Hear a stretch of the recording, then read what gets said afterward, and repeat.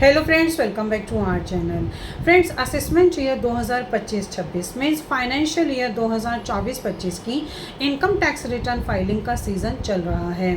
बहुत से ऐसे टैक्स पेयर्स हैं जो अपने इनकम टैक्स के रिटर्न को फाइल कर चुके हैं और ऐसे बहुत से टैक्स पेयर्स हैं जो अपने इनकम टैक्स के रिटर्न को फाइल कर रहे हैं। अगर आप भी उन टैक्स पेयर्स में से हैं जिन्होंने अभी तक असेसमेंट ईयर 2025-26 के इनकम टैक्स के रिटर्न को फाइल नहीं किया है तो आप जल्द से जल्द अपनी असेसमेंट ईयर 2025-26 की इनकम टैक्स के रिटर्न को फाइल कर लीजिए, ताकि अगर आपका कोई भी रिफंड बनता हो तो वो आपके अकाउंट में आ जाए। फ्रेंड्स, आज की इस वीडियो में हम ये डिस्कस करेंगे कि अगर किसी टैक्स पेयर ने लास्ट ईयर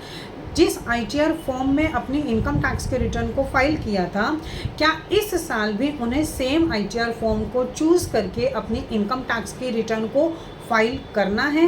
या फिर वो अपने ITR फॉर्म को चेंज कर सकते हैं। तो फ्रेंड्स, अगर आपने अभी तक हमारे चैनल को सब्सक्राइब नहीं किया है तो आप अभी कर दीजिए, क्योंकि इससे हमें मोटिवेशन मिलता है आपके लिए ऐसे वीडियोस को आगे लाने के लिए। सो फ्रेंड्स, वीडियो स्टार्ट करते हैं। तो फ्रेंड्स, मैं आपको एक बात यहाँ पे बता देती हूँ कि ऐसा कहीं पर भी ज़रूरी नहीं है कि लास्ट ईयर आपने अपने इनकम टैक्स के रिटर्न को फाइल करते हुए जिस ITR फॉर्म को चूज़ किया था, आपको सेम ही ITR फॉर्म में अपनी इनकम टैक्स के रिटर्न को इस साल भी फाइल करना है।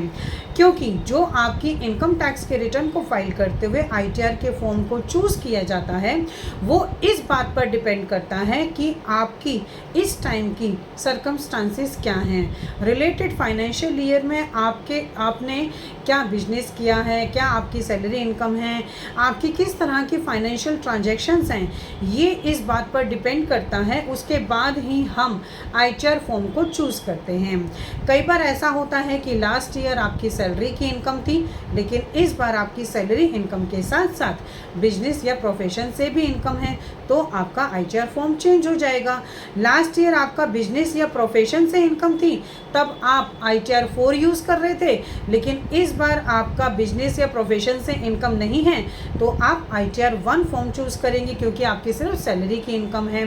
लास्ट ईयर आपका टैक्स ऑडिट आपके ऊपर एप्लीकेबल नहीं होता था, इसलिए आप ITR 4 या ITR 1 का यूज़ कर रहे थे, लेकिन इस बार आपके ऊपर टैक्स ऑडिट एप्लीकेबल होता है, इसलिए आप ITR 3 फॉर्म का यूज़ करेंगे।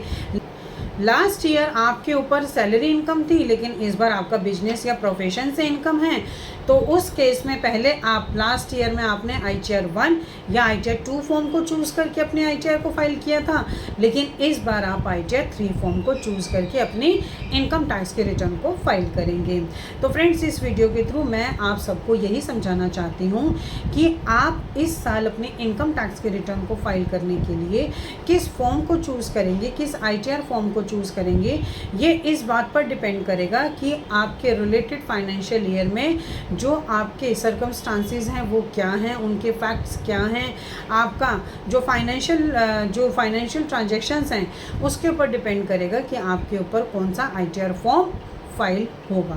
सो फ्रेंड्स, आई थिंक ये इन्फॉर्मेशन आपके लिए काफ़ी यूज़फुल होगी। इसी तरह की इन्फॉर्मेटिव वीडियोस को कंटिन्यू देखने के लिए आप हमारे YouTube channel and WhatsApp channel Protex corporate solutions Vandana Raheja को सब्सक्राइब, लाइक एंड शेयर करना ना भूलें। और फ्रेंड्स, अगर आपको इस वीडियो से रिलेटेड कोई भी क्वेरीज होती हैं तो आप कमेंट सेक्शन में कमेंट करके अपनी क्वेरीज हमें पुटअप कर सकते हैं, हम आपको टाइमली रिप्लाई करेंगे। Thank you.